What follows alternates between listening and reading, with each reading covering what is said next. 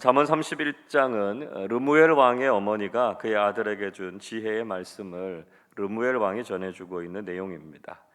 1절 말씀을 보십시오. 르무엘 왕이 말씀한 바 곧 그의 어머니가 그를 훈계한 잠언이라 말씀하고 있습니다. 르무엘이라고 하는 이름의 뜻은 하나님께 속한, 하나님께서 함께 하시는 이런 뜻을 가지고 있습니다. 그렇지만 이 르무엘 왕이 구체적으로 누구를 지칭하는지 알기는 어렵습니다. 70인역 성경에 보면 레무엘이라고 하는 말을 고유명사, 그러니까 사람의 이름으로 보지 않고요, 레모엘, 하나님으로부터 주어진 이런 의미로 이해하고 해석하기도 합니다. 그런데 오늘 4절의 말씀에 보면 왕이라고 하는 표현과 함께 혹격으로 쓰이고 있습니다. 그러니까 왕을 부르는 그런 어법으로 쓰이고 있는 것을 보면 구체적으로 어떤 왕을 지칭하고 있다, 이렇게 보는 것이 옳다. 성경학자들은 그렇게 설명하고 있습니다. 자, 그러면 이 르무엘이라고 하는 왕은 누구를 가리키는 것일까요? 대부분의 학자들은 솔로몬일 것이다, 이렇게 많이 추정합니다. 또 어떤 학자들은 북아라비아의 지혜의 왕으로 유명한 마사의 왕이다, 이렇게 설명하는 견해도 있습니다. 그렇지 않으면 가상의 인물이나 상징적인 인물이다 라고 하는 설도 있습니다. 그런데 솔로몬 왕의 또 다른 이름이 여디디야라고 하는 이름이죠. 하나님께 사랑을 입은 자, 이렇게 불렸던 것으로 보면 아마도 이 왕이 솔로몬일 가능성이 가장 많다, 이렇게 보는 것이죠. 르무엘 왕의 어머니는 아들에게 어떤 교훈의 말씀을 줄 것인가 하는 것에 대해서 아주 깊이 생각했다는 것이죠. 2절을 보십시오. 내 아들아, 내가 무엇을 말하랴? 내 태에서 난 아들아, 내가 무엇을 말하랴? 서원대로 얻은 아들아, 내가 무엇을 말하랴? 무엇을 말하랴? 라고 하는 이야기를 3번이나 반복하고 있습니다. 그의 어머니는 자신의 아들이 자신의 태에서 태어난 소중한 아들이다 라고 하는 것뿐만이 아니라 하나님께 서원해서 드린 아들이다 라고 하는 것을 강조하고 있죠. 그만큼 그의 어머니는 르무엘 왕을 신앙으로 잘 키웠다는 것입니다. 그리고 하나님께 헌신해서 드린 아들이었다는 것이죠.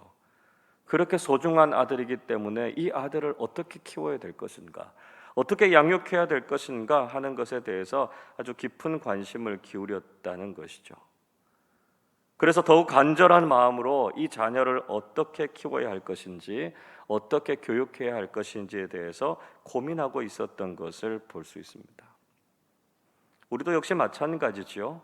정말 소중한 우리의 자녀들의 신앙 교육을 위해서 우리가 마음을 모아 기도해야 된다는 것입니다. 하나님께서 우리에게 맡겨주신 이 귀한 자녀들에게 무엇을 가르쳐야 할 것인가, 어떤 가치관을 심어주어야 할 것인가를 우리는 깊이 생각해야 된다는 것이죠. 우리 자녀들이 바른 믿음을 가지고 이 세상을 살아갈 수 있도록 가장 귀한 것을 가르치고 전수하는 믿음의 부모님들이 되실 수 있기를 바랍니다. 자, 오늘 본문의 말씀을 보면 먼저 그의 어머니는 왕으로서 성적으로 방탕하지 말라, 이렇게 충고하고 있습니다. 3절의 말씀 보십시오. 내 힘을 여자들에게 쓰지 말며 왕들을 멸망시키는 일을 행하지 말지어다, 말씀하고 있습니다. 힘이라고 하는 히브리어 단어 하일이라고 하는 말은 육체적인 힘, 그런 뜻도 있고요, 능력, 또 재산, 이런 의미를 가지고 있습니다. 즉 많은 후궁들과 첩을 두는 것으로 인해서 정사를 수행하는 데 써야 될 육체적인 힘을 낭비하지 말라는 것이죠. 정신적인 능력과 국고, 재산을 낭비하지 말라, 이렇게 충고하고 있습니다. 그런 방탕에 빠져서 왕들이 몰락하고 나라가 어려워지는 일들이 얼마나 많이 있었습니까? 솔로몬도 왕비가 60명에 후궁이 80명이나 됐습니다. 그리고 결국은 이런 이방 여인들을 아내로 삼으면서 여호와 하나님을 경외하는 신앙에서부터 돌아서게 되지 않았습니까? 고대 세계에서는 왕들이 여자를 많이 가지는 것을 마치 능력처럼, 영웅의 조건처럼 생각했습니다. 그러나 르무엘의 어머니는 이런 성적인 방종이 왕을 파멸시킨다는 것이죠. 나라를 망하게 하는 길이다라고 하는 것을 경계하고 있습니다. 한 나라의 지도자라면 이런 성적인 타락에서 벗어나서 거룩하고 구별되게 하나님을 섬기고 경외하는 지도자가 되어야 한다라고 하는 사실을 일깨워주고 있는 것이죠. 둘째로는 술을 멀리해야 된다 이렇게 말씀하죠. 4절 보십시오. 르무엘아, 포도주를 마시는 것이 왕들에게 마땅하지 아니하고 왕들에게 마땅하지 아니하며 독주를 찾는 것이 주권자들에게 마땅하지 않도다 말씀하고 있습니다. 그의 어머니는 르무엘 왕에게 포도주 마시는 것 금하고 있습니다. 사실 유대 사회에서 포도주는 물을 대신하는 음료로 쓰이기도 했고요, 때로는 약으로 쓰이기도 했습니다. 자, 그런데 이런 것까지 금지하고 있는 이유가 뭘까요? 그만큼 왕이 정결해야 된다는 것입니다. 거룩하게 구별된 사람들이 되어야 한다는 것이죠. 원래 이스라엘에서 나실인이라고 하는 규례를 보면 포도주와 독주, 또 심지어는 포도 열매까지도 금지했던 것을 볼 수 있습니다. 자, 오늘 이 말씀이 우리에게 주고 있는 교훈은 다른 사람들과 같은 수준으로는 진정한 지도자가 될 수 없다는 것입니다. 더욱 엄격하고 높은 기준을 가지고 백성을 이끌어갈 수 있는 사람들이 되어야만 지도자로서의 자격에 부합하다 하는 것이죠. 또 독주도 금하고 있습니다. 술을 마시고 방탕한 삶을 살게 되면 왕으로서 해야 하는 국정에 소홀할 수밖에 없다는 것이죠. 왕이 해야 되는 역할이 얼마나 무겁고 복잡한 일입니까? 맨 정신으로도 제대로 직무를 감당하기가 어려운데 술에 취해서 이런 직무를 어떻게 잘 감당할 수 있겠습니까? 5절에서도 이렇게 말씀하지요. 술을 마시다가 법을 잊어버리고 모든 곤고한 자들의 송사를 굽게 할까 두려우니라 말씀하고 있습니다. 술을 마시고 율법과 통치를 위한 법률을 잊어버리면 안 된다라고 하는 것이죠. 또 억울하고 원통한 사람들의 재판을 잘못해서 그들의 마음에 답답함과 절망감을 주어서도 안 된다는 것입니다. 또렷한 정신으로 바른 기준과 법에 따라서 국정을 잘 운영해야 될 것을 당부하고 있습니다. 본문의 말씀 계속 읽어보면 술이 어떤 사람에게 필요한가 하는 것을 언급하고 있죠. 6절 말씀 보시면 독주는 죽게 된 사람에게, 포도주는 마음에 근심한 사람에게 줄 것이다 이렇게 말씀하고 있습니다. 7절 말씀에서도 이런 상황에 처한 사람들이 술을 마시게 되고요, 자기의 처지와 고통을 잊는 데 도움이 된다 이렇게 말씀하고 있습니다. 물론 이 말씀은 술을 마셔도 되고 술 마시는 것을 장려하는 것처럼 받아들여서는 안 된다는 것이죠. 그저 일시적으로 그리고 아주 힘든 상황에 있는 사람들에게 인간적인 위안이나 도움이 되기는 한다는 것입니다. 예를 들자면 예수님께서 십자가 위에서 고통당하실 때 쓸개를 탄 신 포도주를 적셔서 예수님의 입에 가져다 드리지 않았습니까? 고통을 줄여주거나 너무 힘든 상황에서 견뎌낼 수 있는 마취제 정도, 위안의 역할을 해줄 정도뿐이다라고 하는 것이죠. 이 말씀을 통해서 강조하고 있는 보다 더 중요한 것은 결코 지도자들이 술에 취해서는 안 된다라고 하는 것이죠.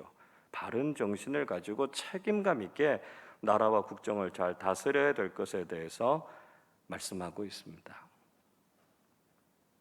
세 번째로는 공의로 재판해야 한다 하는 것이죠. 8절을 보십시오. 너는 말 못하는 자와 모든 고독한 자의 송사를 위하여 입을 열지니라 말씀하고 있습니다. 왕은 말 못하는 사람들, 또 고독한 사람들의 송사를 위해서 입을 열어 바른 재판을 해야 된다라고 하는 것이죠. 어떤 사람들입니까? 이 사람들은 육체적인 장애가 있어서 말을 못하는 사람들이기도 하고요, 자신이 처한 상황 때문에 차마 자신을 변호하지 못하는 상황 속에 있는 딱한 사람들을 이야기하고 있습니다.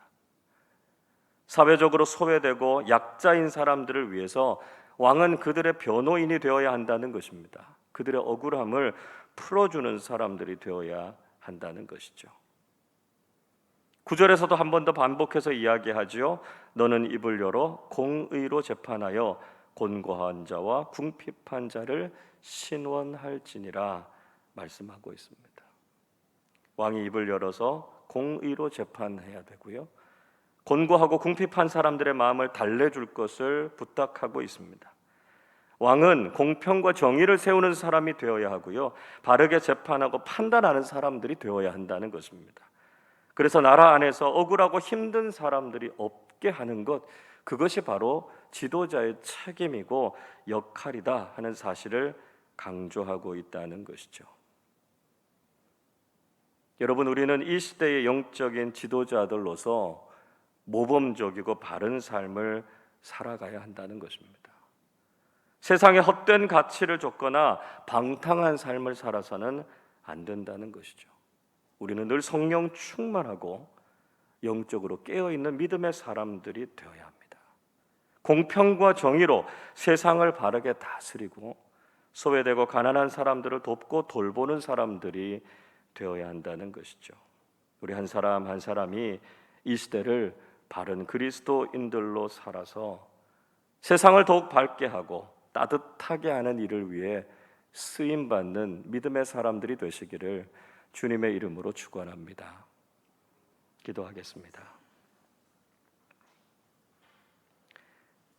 하나님 아버지, 오늘도 생명과 교훈의 말씀으로 저희들의 영혼을 깨워주셔서 감사드립니다. 믿음의 선조와 조상들로부터 전수된 이 귀한 가르침을 잘 간직하게 하시고 그 말씀에 순종하며 그 말씀 따라 살아가는 우리 모두가 되게 하여 주시옵소서. 세상의 헛된 가치를 따르거나 방탕한 삶을 살지 않게 하시고 올곧고 바른 믿음의 사람들이 되어 세상의 본이 되는 그리스도인들로 살아가게 하여 주시옵소서. 우리의 이웃들을 돌아보게 하시고 그들에게 하나님의 위로와 사랑을 나누며 살아가는 사람들 되게 하여 주시옵소서. 오늘 하루도 우리가 서 있는 삶의 자리에서 말씀에 순종하고 하나님의 영광을 드러내며 살아가는 믿음의 사람들 다 되게 하여 주시옵소서. 감사드리며 우리 주님 예수 그리스도의 이름으로 기도하옵나이다. 아멘.